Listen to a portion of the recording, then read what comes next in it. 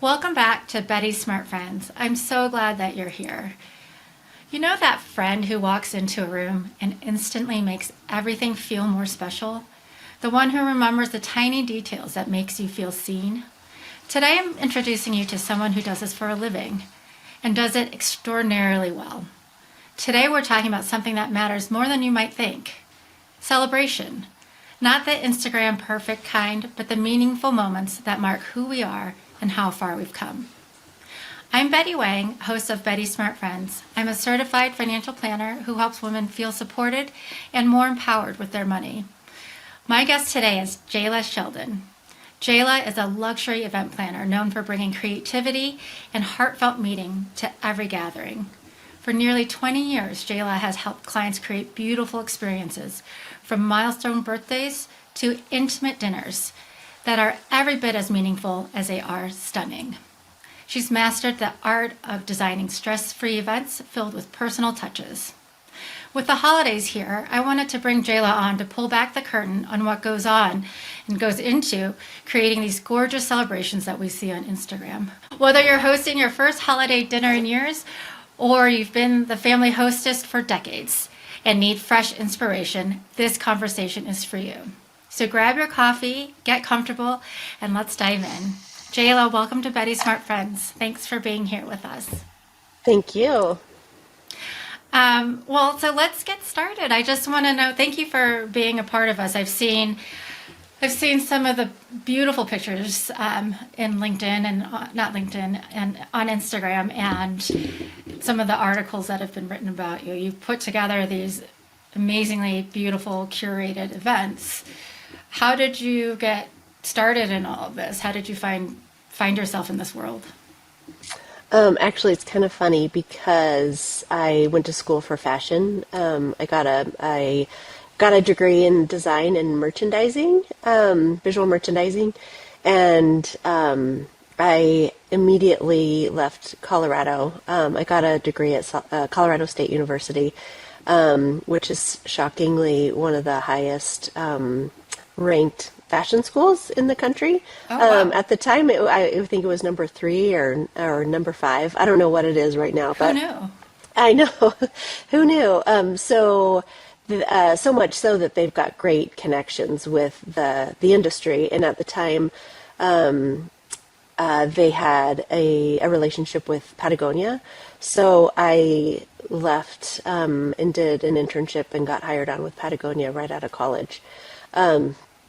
In the design department, and then eventually worked my way into visual merchandising, which is really where I wanted to be, because I had an interest in making things pretty and entertaining, and I'd even pretend like I was, I don't know, I used to love B&Bs, not Airbnbs, but B&Bs. And I'd love how they would put out all the coffee and the muffins in the morning. And so I would entertain my roommates at the time with a welcome breakfast. Lucky roommates. I know. Anyway, I've just always loved entertaining. So went to California, worked there for 5 years, with Patagonia. Then that was Southern California, Ventura, and then came back to Colorado for a short stint again with Patagonia, and I would do the visual merchandising of the store, but then got involved with the buy and sales meeting, product shows, and line presentations, which were at the corporate office, so I kind of had the best of both worlds. Living in Denver, but then traveling back to Ventura 4 times a year to work with this international group, where I made lifelong friends, still friends till today, and then realized I wanted to be back in California, where the fashion industry is more of a thriving world. So I went back and I worked for a company called Directives West. It was a retail consulting firm where we would track the trends that were happening around the country and then relay that information to the retailers so they knew what to buy, when and where to hop on a trend. And that was in LA. After a few years in LA, I realized it was a lovely place to be. I loved the weather, but it wasn't my the people were great. I made lots of good friends, again, lifetime friends, but I felt like it was a little too superficial for me. A lot of surface conversations, and I wanted something deeper. And so I moved up to Northern California and worked for Esprit, which our generation knows and loves. Yes. So yeah, worked for Esprit at the corporate office there for a few years, and loved every minute of it. San Francisco felt much more like home to me than LA. And then at that time, I'd still had these friendships from around the world, and I wanted to live in a foreign country.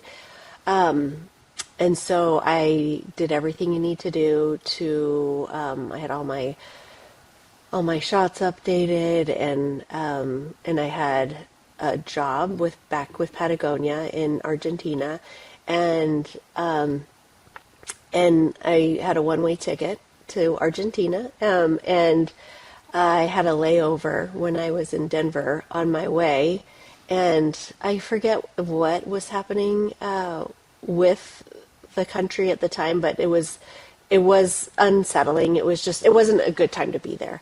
So ultimately, I last minute decided to stay in Denver, and then realized that there's not much of an industry here, and so I dabbled in. I thought, what else would be fun, or what else could I use my degree, or how else could I use my degree, and so I looked into event planning, and I mentored under a gal who's still a very close friend. I don't know, she's maybe 20 years older than me, but I mentored under her for, I don't know, maybe on and off for about a year or so.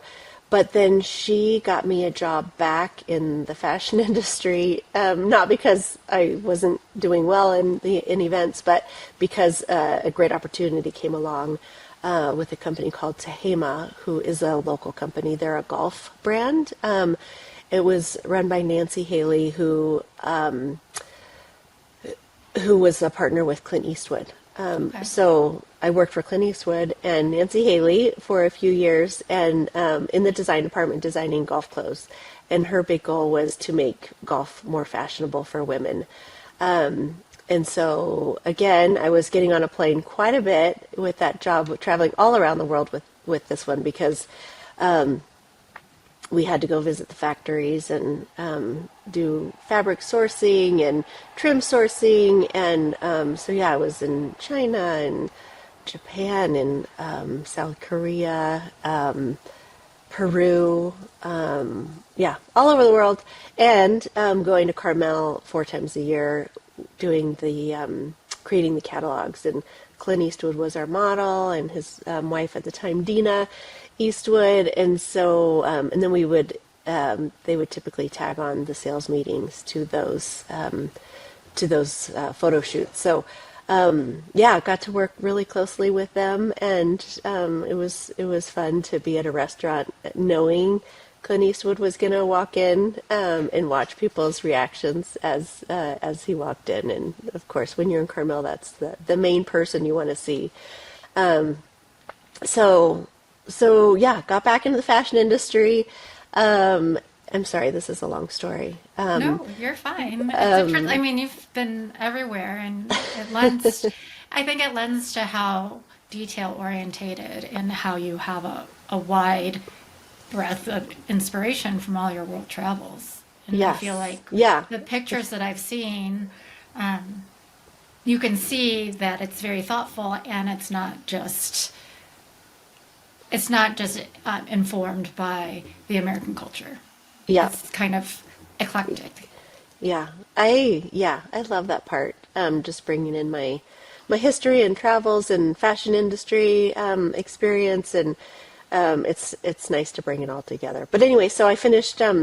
I realized I wanted to start having kids, and wanted to have a job where I could be more flexible. So I transitioned out of that job, and then I started doing jewelry, making my own jewelry and selling it, with vintage beads and pieces, repurposing them into fashionable pieces you could wear. And that was a great job for me while my kids were young, because I could do it whenever, wherever, make jewelry as they're sleeping for nap time. But then a company approached me and they wanted me to, it was kind of like a Stella and Dot. It wasn't Stella and Dot, but it was a similar business model. But the difference with this company is they wanted to really make the experience of in-home parties special, and different, and more of a draw to come and purchase and look at the different pieces of jewelry and such. And so that was a combination of doing and creating events, really creative events. So I basically created a template for them and for their clients who were selling the product to entertain throughout the year. So each season kind of had a different template that they could reference. And then at that time, the event piece took hold more than the jewelry line, and so I just started getting into doing more elaborate events, and had moved on from the jewelry company, and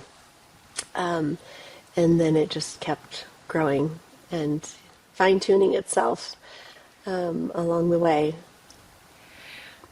So now you've transitioned to working for corporate, and then kind of on your own with your jewelry line, and now totally on your own as an event planner. Is there anything that surprised you about business ownership? I think a lot of women, I don't know, our age-ish, right, 40 plus, they're thinking about career pivots or launching their own businesses. They've kind of done corporate for a while, and maybe their home life is changing, like you said. You need something a little more conducive to being at home. How did you, it's not as easy as it sounds, right? Like, what would you tell these women, right? How did you get through all those trying times? And it sounded like you experimented a lot, which a lot of women don't allow. We don't allow ourselves to do that, right? Yeah. I would say, well, first of all, I loved all my corporate jobs. And even though I had a few Devil Wears Prada bosses, like really, like the real deal Devil Wears Prada bosses, but I loved my corporate jobs. And I miss that daily interaction that I don't have now. But I don't know. I guess I just took the leap and went for it. And I have kept taking leaps over the years, including being in this space right now, the Party Pantry. This was a huge leap. I'd always wanted my own little venue that could be a blank canvas, that I could recreate into all sorts of looks and feels. And if you get on my Instagram, you can see how it's been transformed. My Party Pantry Instagram is terrible.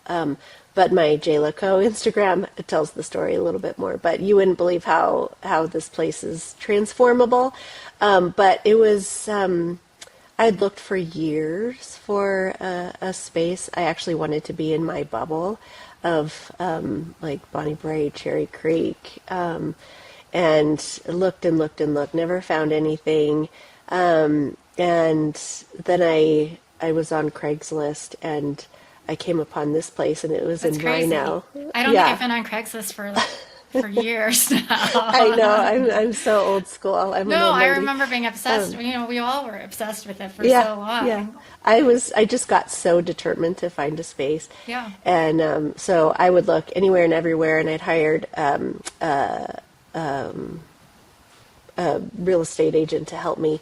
And I saw the pictures of this space, and I was like, so is the whole space available for this price? And because you could see that, like upstairs, you could see that in the picture. So it looked like it was almost maybe two units for this price. But the prices were so much better here somehow in Rhino than they were in my little bubble. And it was still much more than I felt like I could handle, but I knew that I could transform it into a place that could pay for itself by renting it out and for events, and I rent it to corporate clients for offsite meetings. It's great for photo shoots. I actually have a visitor coming later today who wants to do a podcast in here. And so, yeah, it's great for video production. Otterbox was just in here recently. Lululemon has rented it for their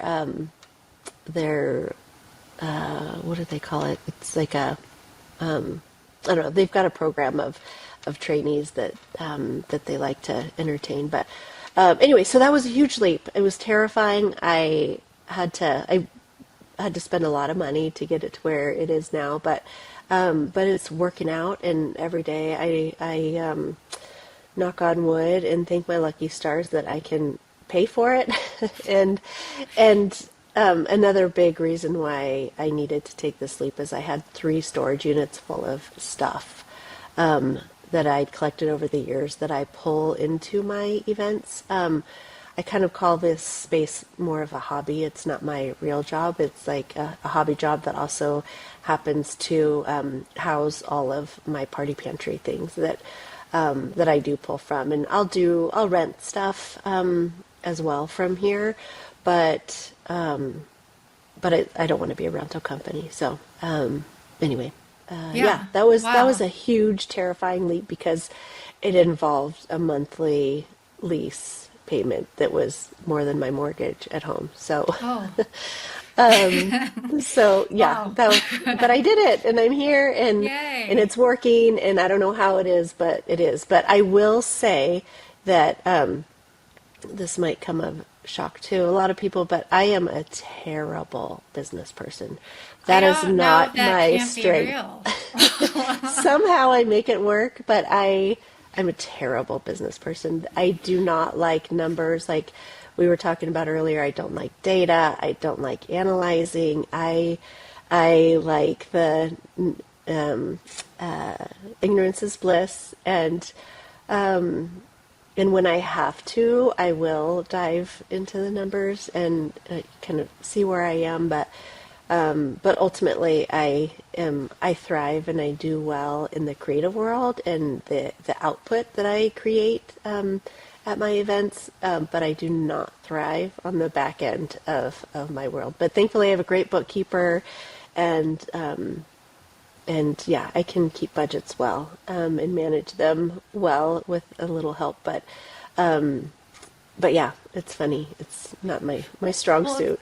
well, it sounds like you live more by your intuition and your gut, which I think a lot of us let our fear. I mean, I know mine would, right? Just all the leaps that you've taken so far, I think you're just naturally, I don't know, risk taking is the right word, but you are very, and I think I'm jealous. You listen to your intuition, and I some of do. us don't have that Yeah. I guess I am sense of willing to take intuition. risks. Yeah. Yeah, I'm willing to take risks, but I'm a dreamer also, and I don't want to be a talker and not a doer. I want to yeah, do. And a lot of times I want to prove that to people. yeah. Um, and and so I guess it's a good trait, but it could get me into trouble. Well, it sounds like it's working out for you. So It's I think, working. yeah, if I think you're probably naturally a business person. You just don't focus on it because it's not that interesting to you. Yeah, I could use some help. I need some back end coaching. Actually, I need someone like you to really look at my numbers and dive deep and help me figure out what I'm doing right and what I'm doing wrong. But Anytime. Well, tell us a little bit about, what it's like to work with you. How do they, what's the journey like? I think not a lot of us have hired event planners, maybe other than for our wedding. But what kind of celebrations, maybe that's helpful for people to know, because you don't do just small shindigs. You create events. But with that said, like, what does that mean? well, I used to do small shindigs, and I am of the generation where we work hard, and I will do anything that needs to be done to create a really great end result. Whether it's cleaning toilets here or sweeping the floors at the end of the night after an 18-hour day. I think no one is too good to really put their energy into all levels of the job. One of my favorite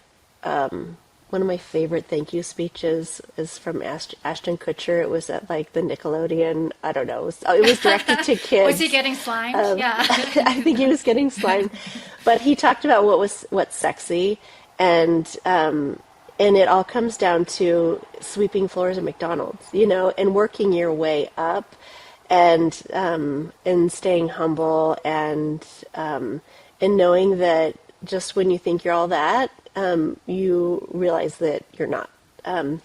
So if anyone is listening to this, go Google Ashton Kutcher's thank you speech and show it to your kids, to realize what truly is sexy. But anyway, my point is anyone who works with me on my team, I just get the job done. I still get the job done. Of course, I do like to delegate some of my less favorite tasks, but I still like to demonstrate that we can do it all. But I started doing very small events. I used to do a lot of kids' birthday parties. I used to help my friends with events as much as I can, and they wanted me to help. It was a mutual. But it took me a long time to grow my business to where it is today. So much so to where I was kind of getting in the weeds and taking on too much and saying yes too much and getting bogged down by lots of little stuff. So I slowly had to increase my prices to weed out a lot of the little stuff, because I work my butt off for every job, for every client I put my all into.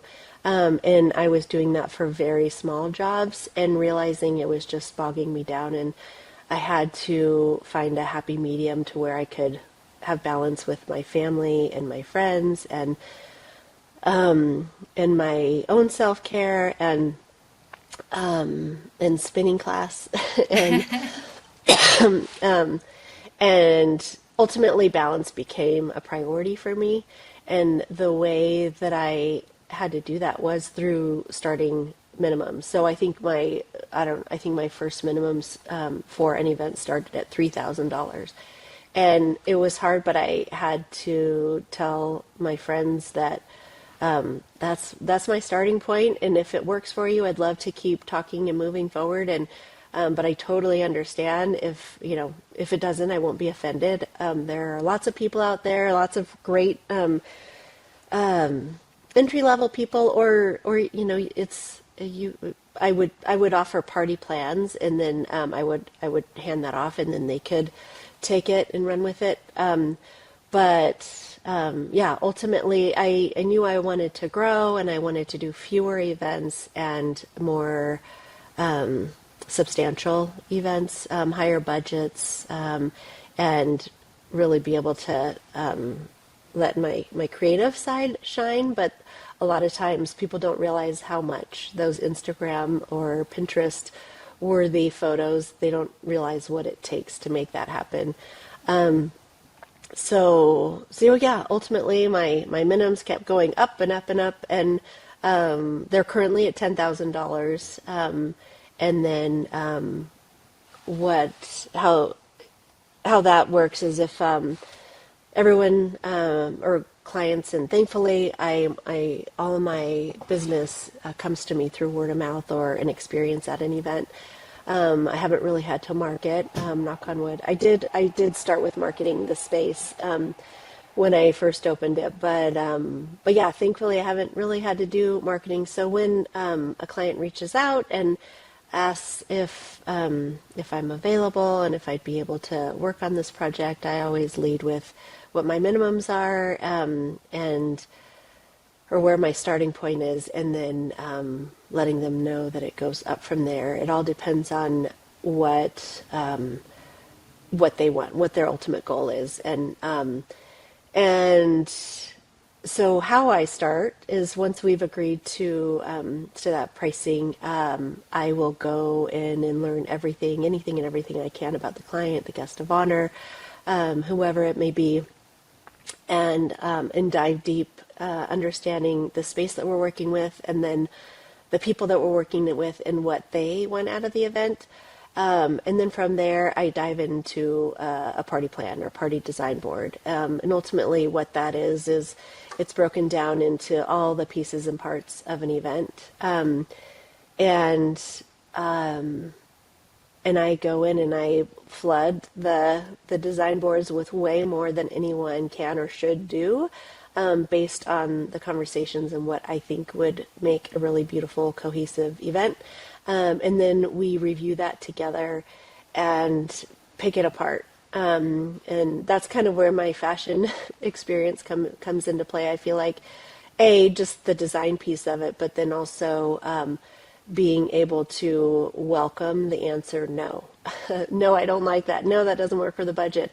The more clear my clients are of what they want and what they don't want, the better outcome they get. Yeah, we pick it apart, we dissect it. They let me know what they like and what they don't like, and then what's left ends up being the roadmap for the event. And it's kind of a working document throughout the process. And at that point is when I can actually quote the project fully. So the starting rate is at 10,000, but then once we've gone through that process and I have a better idea of what they want, then I can really figure out how many vendors are coming into play and how much time I think it'll take, and the amount of team members I think I'll need to bring on board to help me execute, and what their budget is. So from there, I can price it out a little bit more accurately. I currently have a flat rate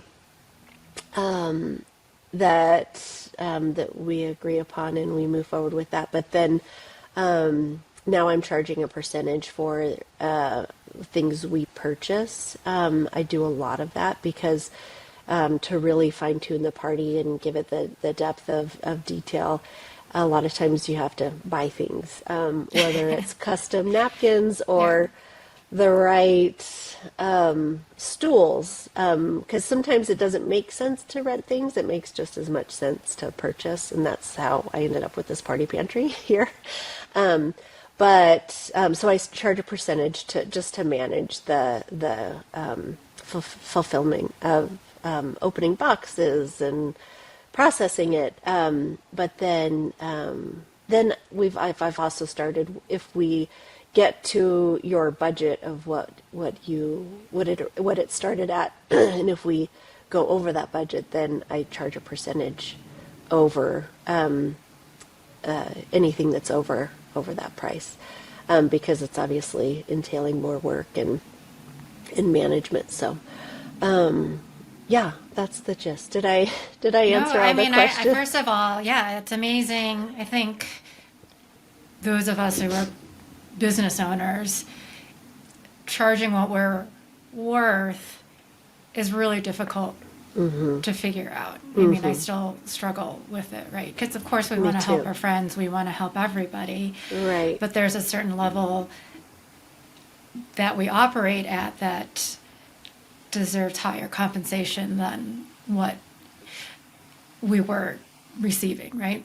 Yeah. And it takes a long time to get there, and it takes confidence to know that we're worth the money. So I think it's pretty amazing that without any business experience, you've kind of come to these things on your own, raising your fees, right?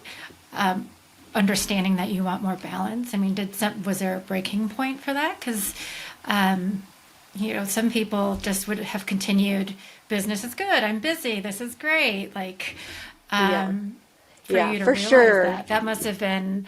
I don't know if there was something where you're like, I can't do this anymore, Yes. or you were just, again, like your intuition just said something's not right. I have to adjust. I think it was all of that. Definitely Yeah. intuition, but then also literally, yeah, a breaking point where you're working so hard. Almost every event I do, the day of the event, it's almost always an 18-hour day. And but having too many 18-hour days back to back to back where I've taken on more than I can handle and I can't see straight and I'm grumpy at my family and not seeing them or my friends and yeah, I just love life too much to not experience it fully with all the things. And yeah, so there was a breaking point where, and if you're an event planner, you can relate to this probably more than anything because we work so hard and there's only so many weekends you can take on and take away from your family and or friends. So yeah, I think every planner hits that breaking point and has that moment where you can't take it anymore, and that's where something's got to give, and that's where, especially when you're working for such little money, and before I made the shift to start charging more, I'd get really mad at myself, like why am I spending all this time and effort on people other than my family and myself? Just realizing where the priorities are. Yeah, no, that's amazing. And the boundaries you put up, I think that's something that I'm certainly trying to learn as Yeah. I grow as a person and an entrepreneur. What are the things that are happening behind the scenes on like I think some people, myself, what happens on the day of that you're working 18 hours? Because there's so much that so much happens behind the scenes, right? That Oh people yeah. don't understand. $10,000. Like how in the Yeah. world could that be worth it? But it's like you said, that's only the one day of the event. That's not all the work you've Oh put in yeah. before that. Right. What happens on event day that makes it 18 hours on a normal basis? Yeah, well, it's not just 18 hours that day. Most of Right. my events right now are 2 day setup, and you would be amazed how quickly things come down. A year of planning and a party can be disassembled within a day. It's crazy. Because of weather or something happening No, with. disassembled meaning like we've got it all set up. We've taken a year to plan it, B then 2 days to set everything up, and then C to remove it all. So everything Oh, just like everything disappears. All the vendors yeah. come and they pick up their stuff, and the flowers are gone, and the furniture's gone, and the room is a blank and empty canvas again. But the 18-hour day is, yeah, it all goes into transforming a space.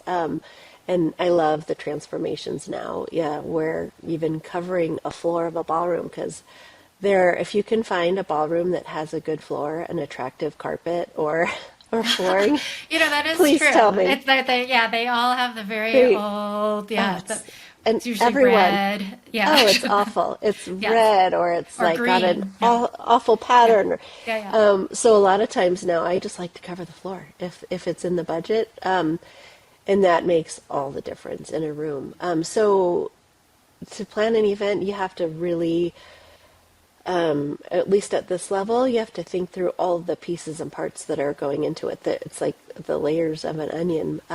If I've got to get the floor in first, and then after that, furniture, which could come from all sorts of different rental companies. A lot of times, I like to hang things from the ceiling to give it another feel. And then there's the layers of the tables, beautiful tablecloths, beautiful tabletop places or place settings. And then there's the floral. I mean, it's just layers and layers and layers, and so much so that you have to strategize the load-ins because not everybody can be loading in at the same time or loading out at the same time. So you got to make sure that the flooring people are coming first, and that's going to take several hours. And then and then they have to be out of the way, and it's just yeah, it's just a process. And then all the details that come into play, and the devils are or the detail. What is it? The devil is in the details. Yeah. Yeah, it's my best and worst asset because I love to tell a client's story in a deep and meaningful way for them and their guests to see and pick up on it. And yeah, it's all about how you make people feel. So yeah, it takes a lot of time. I tell my clients that trust me, you do not want me to count my hours, or my I count my team's hours, but yeah, I don't you don't want me to count hours and charge hourly ever. But yeah, it takes a lot, and then it all just it disappears in a flash. It's so sad to see it all go away, but it always leaves. My favorite pictures actually are the messes at the end, where everything has been used and Enjoyed. messy, and you can just think about all the different memories that were created to make that mess. Can you give us, maybe one of your favorite events? Tell us a little bit about it or what made it special, and just for someone who's more numbers orientated, I don't know if I've ever been to an event that makes me feel like that, right? I mean, weddings, sure, but you do milestone birthdays, and you do, I think you said you do bar mitzvahs and bat mitzvahs. Do you have like one that sticks in your mind, or a couple that tell us about a little special detail and why you did it, right? Like, I think that's really interesting because not everybody thinks like that, right? Yeah. Honestly, I don't know. I have so many favorite events. I don't know if I could pick a favorite, but I could pick a few. Um, Gosh. Yeah, just, one that where you're like, wow, I totally got this right. Um, I Or I know. guess you feel like that a lot, but Well, there's so much planning that goes into it. I feel thankful that my brain still works to remember and recreate all the details that were discussed along that year-long process of planning. But gosh, I don't know. There are so many good events. So let's see. Um, I do baby showers. I've had a few baby showers that were very memorable. There was a fun circus one in a tent that was fun. Even the place cards were a clown's nose. It oh, was like cute. the clown nose. You could put the clown nose on, but they were on each place setting, and bringing in like a vintage feel to it. The cracker, the guest of honor was Southern and loved their pimento cheese and crackers Uh-huh. dip. Yep. So I got animal cracker boxes and put the pimento cheese dip inside there with the crackers in there to dip in. Regular crackers, not the animal crackers, but let's see. Another one was actually in Arkansas. I don't travel that much for events, but I would like to, as the kids leave home. I want to do some more destination work once they're gone. But in Arkansas, it was a lemons and lions was the theme. The mother talked about when they had first heard the heartbeat or something, it sounded like a lion, and so we and she loves Beyonce, and so we wanted to incorporate lemon or lemonade, and so yeah, I was like, what? How could you do? And so lemons and lions just sounded fun together. They're so different, but that one we put we brought in entertainment, like a string quartet who Spinfini. They're awesome. They all play strings and they kind of play to a DJ with like modern music, Oh. and they work very well together. You'd have to see it and experience it in person. But I had big, huge baby blocks made for them to stand on. They were each dressed up as an animal. So the one block was Z for zebra, and they were dressed as a zebra. While playing, Wow. they're awesome because they're open to wearing any kind of costume as within reason. That's and they choose them so they know what's comfortable for them to continue to play.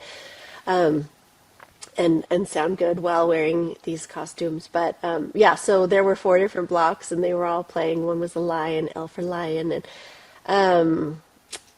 I don't know. That was a fun one. We transformed the room in a big way for that. We made the floor became white. It was an awful pattern floor. The whole floor was white, and the flowers were incredible. What else? Yeah, one of my Sourcing favorite. all these people must be Oh so my gosh, so like many a vendors. huge part of your job, right? Yeah, yeah, Because it's not managing like you're vendors. using somebody to play music every time, right? Right, yeah. It takes a lot of vetting to find the best teams of people to work with, whether it's photographers or florists or rental companies. Now there are all these amazing rental companies that rent beautiful furniture. It's not cheap, but it really elevates an event to another level. But yeah, there's so many vendors involved. I mean, you could have up to 20 vendors in at one event. But yeah, one of my favorite parties is the silliest one. It was a group that not a group, a couple who moved from New York City, and they were still kind of unpacking their boxes, but they wanted to have a 40th birthday, and and I was like, well, let's embrace the boxes, and so the whole party was made of boxes. The cocktail tables, we had foosball that was made of cardboard. We had taxidermy on the walls made of cardboard. Wow. The whole bar was made of cardboard, and the back bar was this big, huge shelf. You have to see the pictures. I can't give it justice. I had packing tape made that had the logo of the guy whose birthday it was, and he was turning 40, so the 0 was the shape of a box or just a square. But we used packing tape on everything to create these. Wow. Yeah, but then we also incorporated a little bit of real furniture within it but you have to see the pictures of that one. It was incredible. And yeah, it was Who do just you all find to boxes. make, to make taxidermy out of? It exists. There's companies Wow. that have, the furniture was very sturdy and very cool. But I think they were out of, it actually was really hard to find. I think they were out of Denmark. The foosball table and the table tennis or ping pong. Wow. Yeah, and then I just got really big, tall boxes about the same height as a cocktail table, and it was just a box that was Taped together. taped up, yeah, with a flower centerpiece on top. Wow. That was a fun one. Yeah, that one always sticks in my mind. It was one of my more creative feats. So it sounds like if somebody was planning an event with you, they should reach out to you at least a year ahead. Is that No, not always. Some of okay? my favorite calls are when it's a month away. I don't I You don't like the recommend it. pressure. Yeah. Yeah. Yeah. I I I get it. do well under pressure, and Uh I huh. I like that I don't have to think about it for a year. I like that I can just get her done. Yeah. Actually, so I've decided one of my new niches.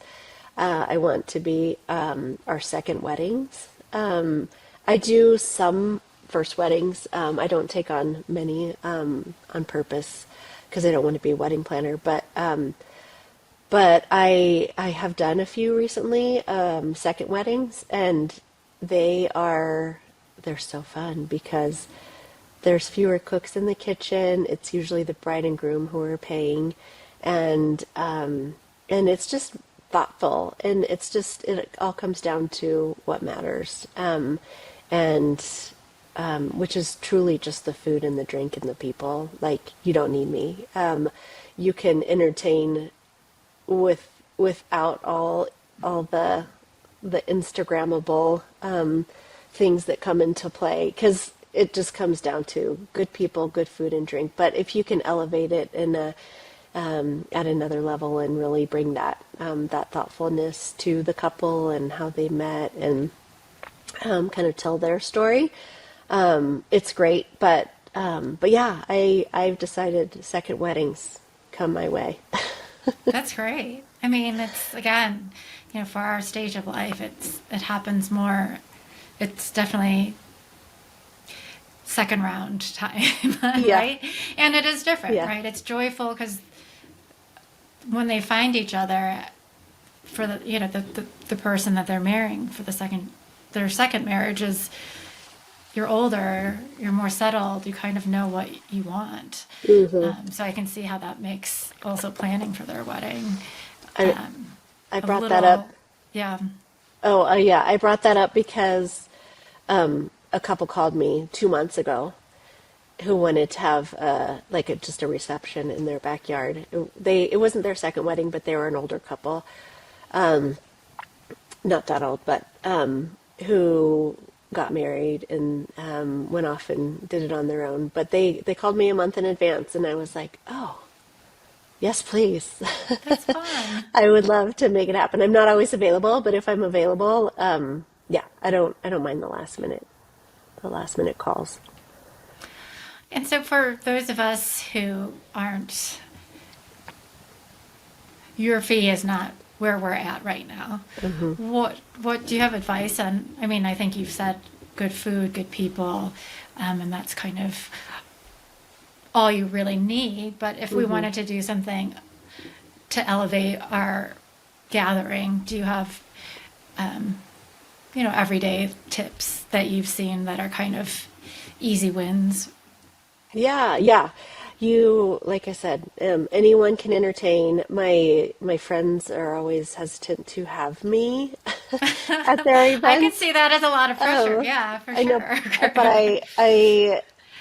I don't love it when they feel that way, because ultimately, to be a guest at any event where you've been invited is an honor, and to, yeah, just be able to sit with the people that you enjoy and have real conversation, and that's, like I said, what it comes down to. If you have good food, good drink, good company, then everything else is icing on the cake.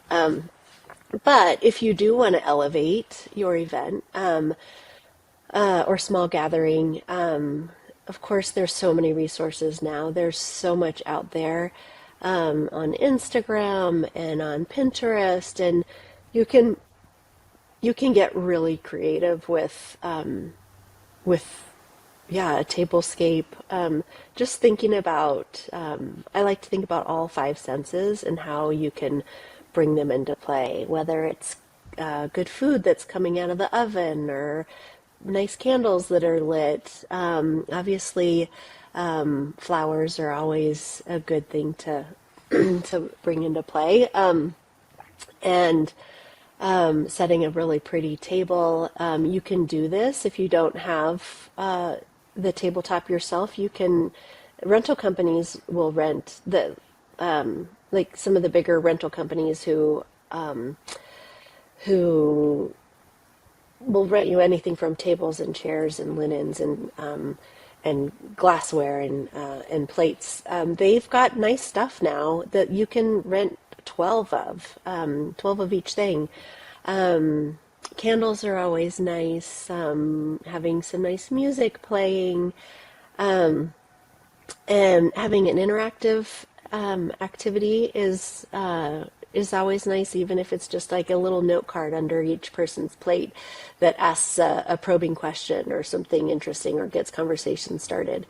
But yeah, ultimately it just comes down to the food and the friends, and a specialty cocktail is always a nice way to elevate. I love garnishes in a drink, and that can be something as simple as going to Whole Foods and they have the clamshells that have fresh flowers in them, and or mint or an herb. But yeah, just letting each guest know that they were thought about, whether it's a place card that says their name or a sweet something to send them home with. People love edible, something to eat, to take, whether it's really pretty sugar cookies that have been decorated, or I will say, a lot of people try and mix up who sits where and like to challenge conversation. I will say that friends like to be with friends in their comfort zone, and they want to sit next to people they enjoy talking to in their comfort level. So it doesn't always work to mix up the table seatings. I say just put people with who they want to be with, and everyone is more comfortable. They have more fun and laugh and in conversation. At this age, at least, maybe when people are younger, it's a little bit more successful. But I feel like don't try and get tricky with the place settings and. Well, that's really interesting that you say. I mean, I think it's our stage of life too. We're so busy that we don't see our friends. So when I'm at an event, that's who I want to see. Right. Yeah. And I know Yeah. that's not, but that's, yeah, you're right. When I'm young, when I was younger, meeting more people and talking about different things was always really interesting. But at this point, I feel like time is so constrained that I want to talk to one of my good friends who I haven't seen in Yeah. maybe a month, right? Because our Yeah. schedules haven't lined up. Yeah. That's interesting. Now, I mean, we're in the holiday season. Do you do holiday planning for folks too? Or is that a super busy time of year for you?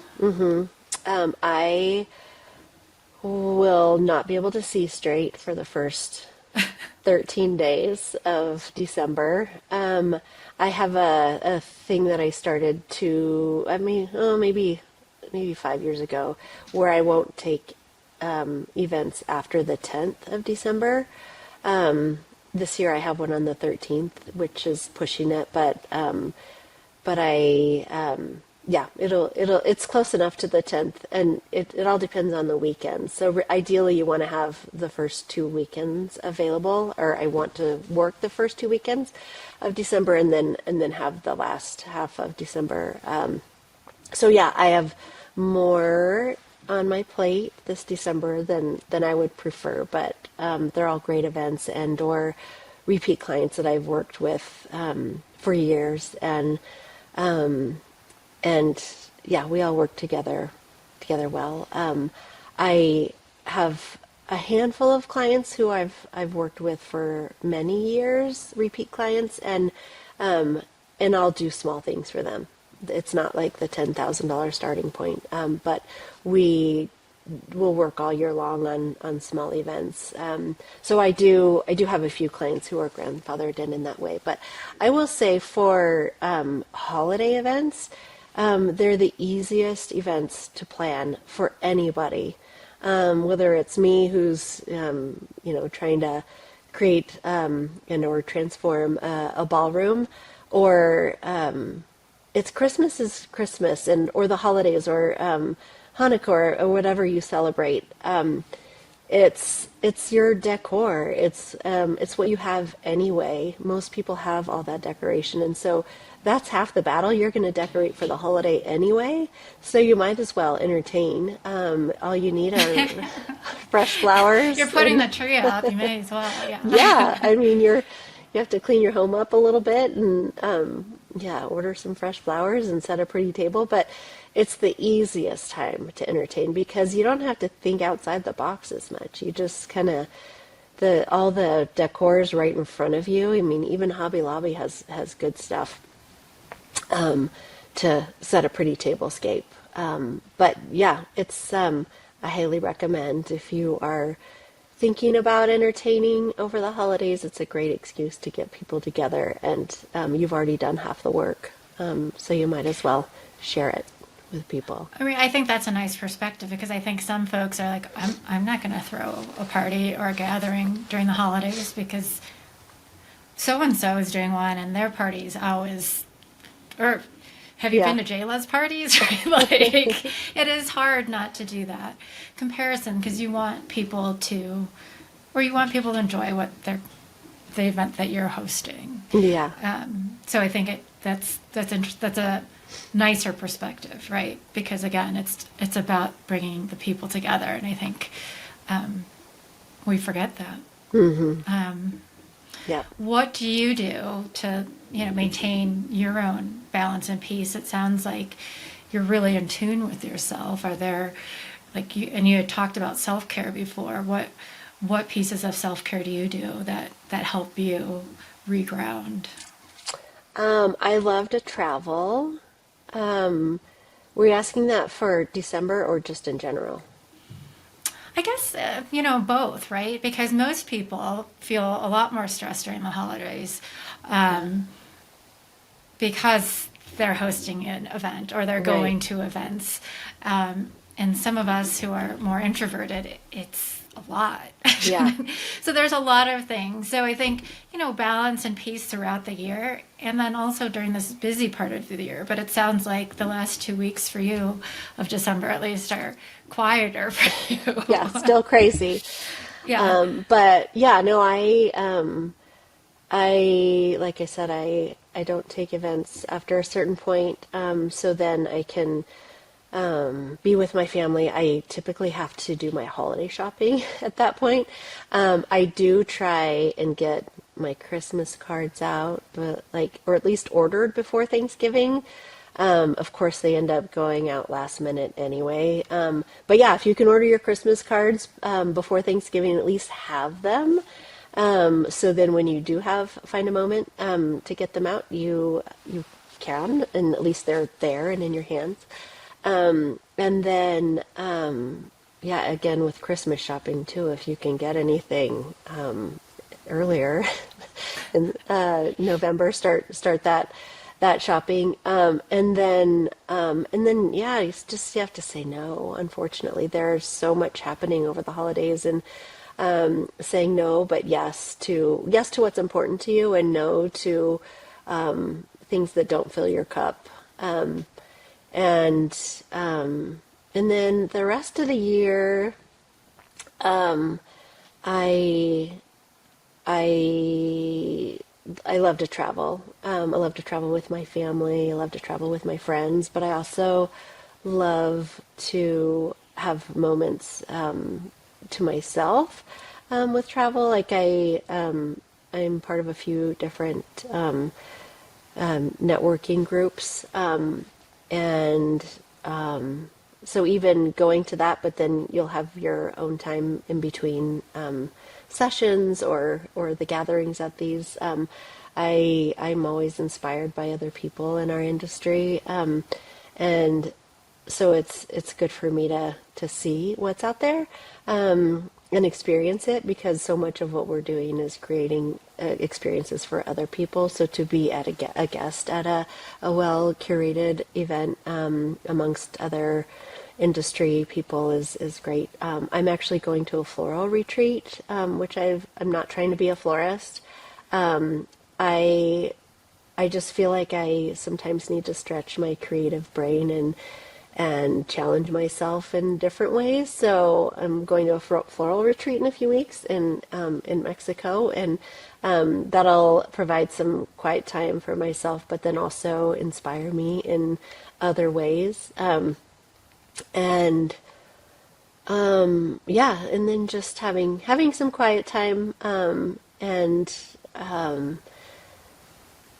yeah, I don't know, making sure that I have that balance with my family, and people who are close to me throughout the year. I think is it fills my cup and re-energizes me.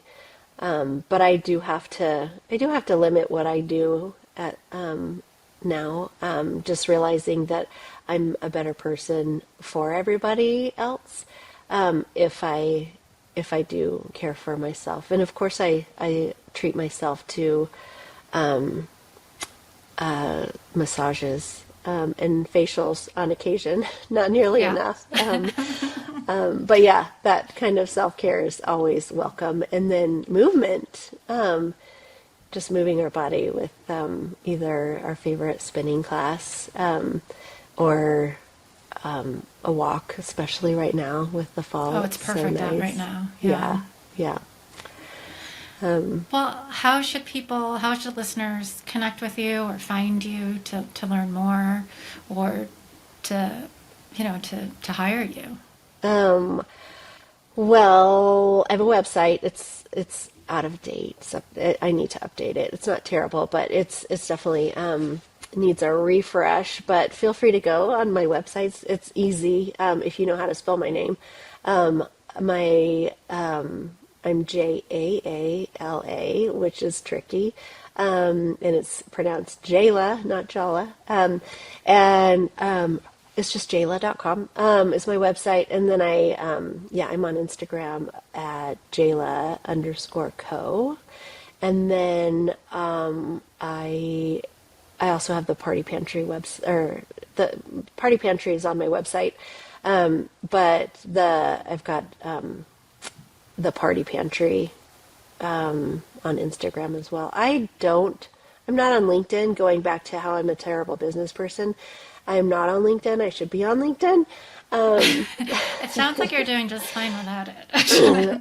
There's only so much social media that I Totally. can handle. Yeah, so those are the best ways. And I love a call. There's a way to submit a form on my website. My information is all on my website. And Okay. yeah, I'm happy to entertain all sorts of ideas, projects. I love corporate jobs. People don't realize how much I appreciate corporate work, but I love corporate, and yeah, and no project is too small.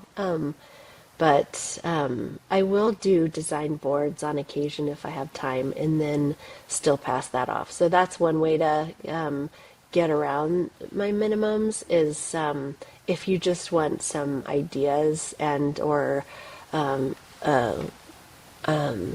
some more consulting rather than the full execution, then yeah, I'm open to that kind of stuff when time permits. So for those of us who aren't creative, what when you say boards, I kind of think of the Pinterest board as it, or do you actually do one like a vision board that is on where you pin stuff like it's an object that you hand over to them? Yeah, so that's a great question. So it is, it's all visual, mostly visual, but I'll pull in, like, if I'm inspired by their name, and there's fun ways to kind of play up on their name or a quote or something. But there is text within it, but it's mostly visual, and it's like your own curated visual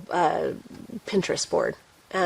Like if you like put all your favorite pictures into a folder, it's basically that, but then it's broken down by like the bar, the florist, the lighting, draping, food. I love like creative food presentation, drink presentation.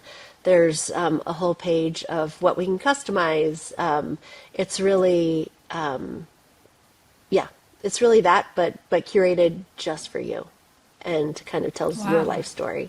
Yeah, but it's very visual with helpful information throughout. Well, Jayla, I wanted to thank you so much for being here today and sharing your wisdom and your stories and your heart with us. You've reminded us that celebration isn't frivolous, right? It's essential. And it's how we honor our growth, mark our transitions, and give ourselves permission to take up space. You've reminded us that celebration doesn't have to be perfect to be meaningful, although it sounds like your events are pretty perfect. For the rest of us, maybe not so much. It's about connection and presence and giving ourselves a moment to enjoy our friends and our life, and how blessed we all are. So, to everyone listening, if you've been carrying the weight of hosting holidays for decades and you're just tired, it's okay to, Just I do guess, it. downshift a little. Yeah, just do it. And if you've been waiting for the right time to celebrate yourself or start something new, this is your sign. And as Jayla said, your house is already decorated. You may as well have people over. Yeah. So, I think I read in one of the articles about you, Jayla, that it's, the Jayla touch, right? It's the focusing on who you are at heart and letting go of the rest and trying to be present in the moment. So, just to the listeners, you'll find all the links to connect you with Jayla and explore Jayla and Company in the show notes. And if this episode resonated with you, we would love for you to share it with a friend who'd like to hear it. But until then, I think keep learning, keep growing, and remember that you are worth celebrating. And thank you for being here. Yeah, thank you. I appreciate it. It was fun to talk with you.